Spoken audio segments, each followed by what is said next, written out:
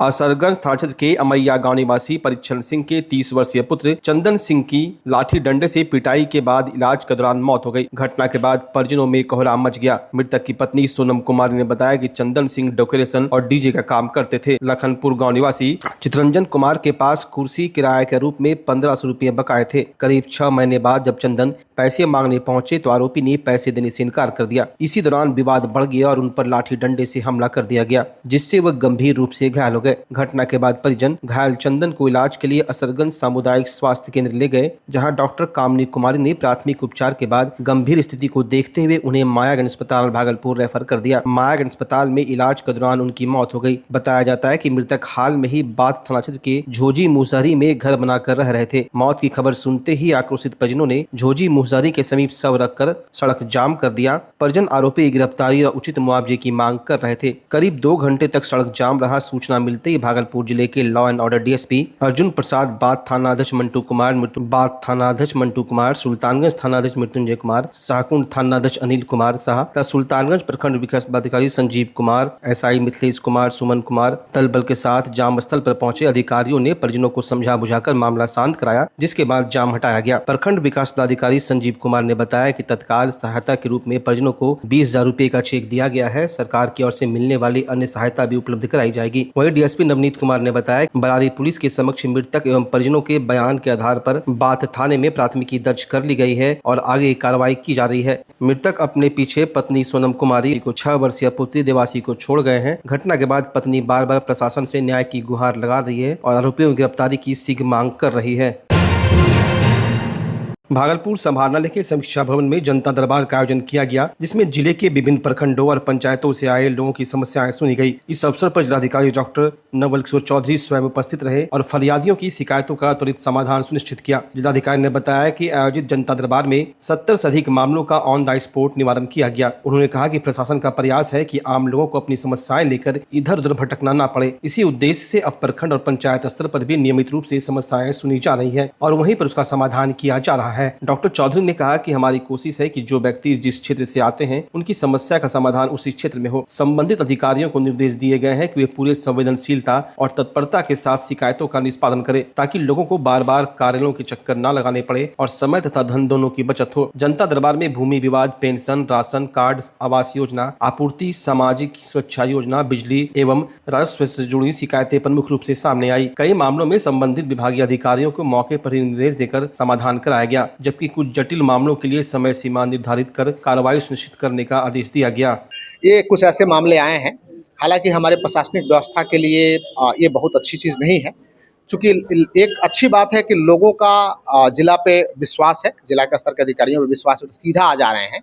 लेकिन मैं आपके माध्यम से लोगों से अनुरोध करूंगा कि जो प्रखंड स्तर की शिकायतें हैं, तो वहाँ हमारे अधिकारी, हमारे बीडीओ, सीईओ, बीईओ, बीपीआर और सभी अधिकारी बैठते हैं। उतना ही नहीं, पंचायत स्तर पे भी हमारे पंचायत सचिव हैं, राजस्व कर्मचारी हैं, सभी लोग बैठते हैं।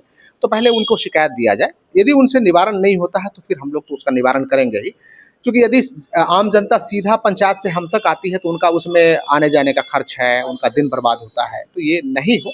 इसलिए मैं सभी आम जनता से आग्रह करूंगा कि वहाँ स्तर पे निदान नहीं होता है तभी वो यहाँ आने का प्रयास करें। वैसे मेरी पूरी टीम प्रतिदिन, हम लोग डेली क्या कितने कंप्लेंट्स आ रहे हैं और क्या रिजोल्यूशन हो रहा है, उसकी मॉनिटरिंग हम लोग जिला स्तर से कर रहे हैं। आज के मीटिंग में करीब 70 से अधिक संख्या में लोग आए थे और जिनका भी तुरंत निष्पादन हो सकता है हम लोगों ने किया भी है, और जिनको जो सुझाव हो सकता है वो दोनों हम लोगों ने। ग्राम रजंदीपुर में आयोजित होने वाले श्री 108 महाविष्णु यज्ञ को लेकर भव्य कलश शोभा यात्रा निकाली गई। शोभा यात्रा गांव के दुर्गा स्थान प्रांगण से शुरू होकर बाबूपुर गंगा घाट तक गई, जहां वैदिक मंत्रोच्चार और विधि विधान के साथ कलश में गंगा जल भरा गया। इसके बाद श्रद्धालु गाजे बाजे और भक्ति गीतों के बीच पुनः दुर्गा स्थान प्रांगण लौटे। शोभा यात्रा में दर्जनों श्रद्धालु, विशेषकर महिलाएं, अपने माथे पर कलश रखकर शामिल हुई। पूरे मार्ग में हरि बोल और विष्णु भगवान की जय के जयकारों से वातावरण भक्तिमय बना रहा। गांव की सड़कों पर जगह जगह लोगों ने पुष्प वर्षा कर शोभा यात्रा का स्वागत किया। युवाओं की टोली ढोल नगाड़ों के साथ साथ चल रही थी, जिससे माहौल उत्सवमय हो गया। यज्ञ समिति के सदस्यों ने बताया कि श्री 108 महाविष्णु यज्ञ का आयोजन गाँव की सुख, शांति, समृद्धि और विश्व कल्याण की कामना से किया जा रहा है। कलश शोभा यात्रा का उद्देश्य ये है कि हम रजनीपुर स्थान से बाबूपुर घाट में स्थान में यहाँ निकले हैं और इसका उद्देश्य है कि श्री श्री 108 महाविष्णु स्नान यज्ञ समारोह सम्मिलित होने जा रहा है, इसीलिए हम यहाँ से कल शोभा यात्रा निकाले हैं। पुनः कितने माता बने हैं? कम से कम 2000 करीब होगी। कलश शोभा यात्रा राजंदीपुर ग्राम बस्ती में जो है कि दुर्गा माँ के प्रांगण से पूरा पंचायत बगडेर बगीचा तक अपना सबोर तक लाखों के लाख संख्या में अपना माँ बहन आए हैं। उसके साथ साथ में अपना भाई बंधु पिता तुल्य जितने भी बुजुर्ग हैं सब आए हुए हैं। इस सभी के सहयोग से जो ये कार्य सफल होने का काम हो रहा है। यह कार्यक्रम आज 20 फरवरी से 1 मार्च तक चलेगा। ये कलश भरने के लिए कौन सा घाट आया है अभी आपको? ये अभी राजंदीपुर पंचायत में पड़ता है, ये अभी बाबूपुर घाट। कहाँ के माता बने आई है कलश? बहुत दूर से आया है, पटना से आया है, कलकत्ता तक से आए हैं, मुंगेर जिला से आए हैं, इधर बांका जिला से आए हैं। सबोर क्षेत्र में कितनी बड़ी ये यज्ञ होती है? बहुत बार ऐसे होता है। ये जग तो दोहरा करके 5 साल पर हो रहा है। 2022 में हुआ था, दूसरा मरतब 2026 में आ गया। कलश भरने जो माता बने आई है इनसे क्या कहना चाहेंगे? इनसे यही कहना चाहूंगा कि बढ़िया से कलश शोभा को सुशोभित करें और वहाँ दुर्गा माँ के प्रांगण में महाप्रसादी का कुछ व्यवस्था है। परिक्रमा करते हुए वो प्रसादी को पा करके अपना माता बहन जो भी है अपना घर को प्रस्थान करेंगे। जनता से क्या कहना चाहेंगे? जनता से यही कहना चाहता हूं मैं कि इसी प्रकार से सामंदी शांति से ये कार्य को सफल बनाने का काम करेंगे।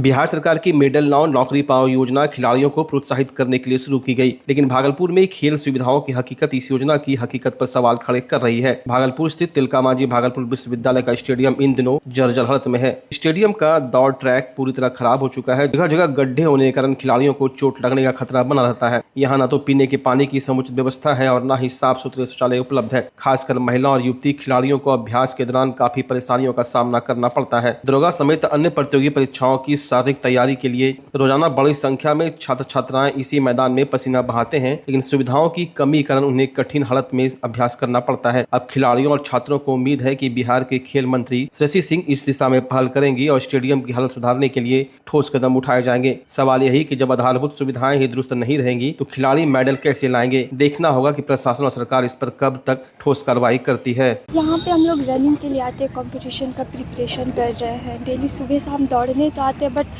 ना वॉशरूम का सुविधा अच्छा है, ना पानी है और पीने का पानी नहीं, और ट्रैक भी उतना सही नहीं है, बेहतर नहीं है। हाँ नहीं। तो कैसे कर पाती हैं आप लोग इन अभाव में?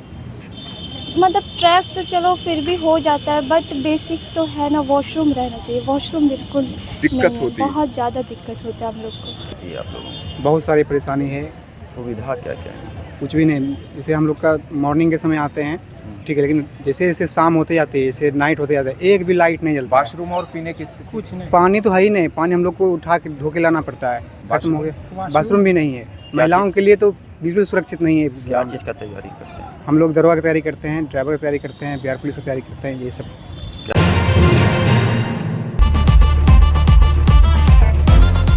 भागलपुर वालों, क्या आप अपने पुराने फर्नीचर से बोर हो चुके हैं? तो हो जाइए तैयार इस सीजन के सबसे धमाकेदार ऑफर के लिए। श्रीनिधि इंटीरियर आया है 30% तक की भारी छूट।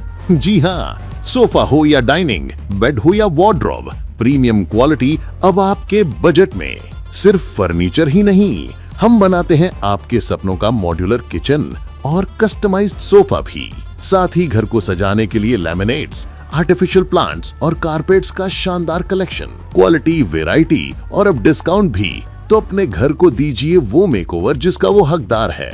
आज ही विजिट करें श्रीनिधि इंटीरियर, महादेव टावर, खलीफा बाग, भागलपुर। ऑफर सीमित समय के लिए। भागलपुर का पहला NABH मान्यता प्राप्त अस्पताल ओम ENT एंड मैटरनिटी हॉस्पिटल। यहाँ मिलती है कान, नाक, गले और मैटरनिटी संबंधित अत्याधुनिक सुविधाएं। यहाँ ब्लडलेस और दूरबीन विधि, एंडोस्कोपी, ब्रोंकोस्कोपी और मॉड्यूलर ऑपरेशन थिएटर की सेवाएं 24 घंटे उपलब्ध है। साथ ही यहाँ ऑडियोलॉजी और स्पीच थेरेपी की भी सुविधा उपलब्ध है। महिलाओं के लिए मॉड्यूलर लेबर टेबल और सिजेरियन सेक्शन टेबल के साथ 24 घंटे संपूर्ण मैटरनिटी की सुविधा उपलब्ध है। साथ ही यहाँ बांझपन के इलाज के लिए सेवाएं उपलब्ध है। हमारे यहाँ कैशलेस सुविधा उपलब्ध है। हमारा लक्ष्य आपकी सेहत और सुरक्षा। ओम ENT एंड मैटरनिटी हॉस्पिटल, हर कदम पर आपके साथ। नमस्कार, मैं डॉक्टर अजय कुमार सिंह, शिशु रोग विशेषज्ञ, बिहार झारखंड में अग्रणी मेरा स्नेह अस्पताल, जो सबसे पहले बिहार झारखंड में कृत्रिम श्वसन मशीन यहाँ आया, ब्लड गैस एनालाइजर आया, और एक नायाब मशीन क्रिटिकल जो देर से रोए बच्चे में इलाज में बहुत सक्सेसफुल है, और वह विकलांगता से बचाता है और बचने की संभावना बढ़ती है। वह मशीन जो देर से रोया बच्चा है उसमें 3 डिग्री कम टेम्परेचर पर रखा जाता है और 3 दिन के लिए रखा जाता है, लेकिन वो 6 घंटे के अंदर उसको उसमें रखना पड़ता है। तो आप इसका लाभ उठाएं। और दूसरी बात, जो आयुष्मान योजना है उसके तहत 5 लाख का चिकित्सा आप अपने नवजात के लिए, बच्चों के लिए आप यहाँ उपलब्ध है, उसको ले सकते हैं। ध्यान रहे कि 5 साल के कम के उम्र में के बच्चों को आयुष्मान कार्ड की अलग से ज़रूरत नहीं है। यदि आपके माता पिता का नाम है तो वो इसमें लाभुक हो सकता है और आप इसका लाभ उठा सकते हैं। धन्यवाद।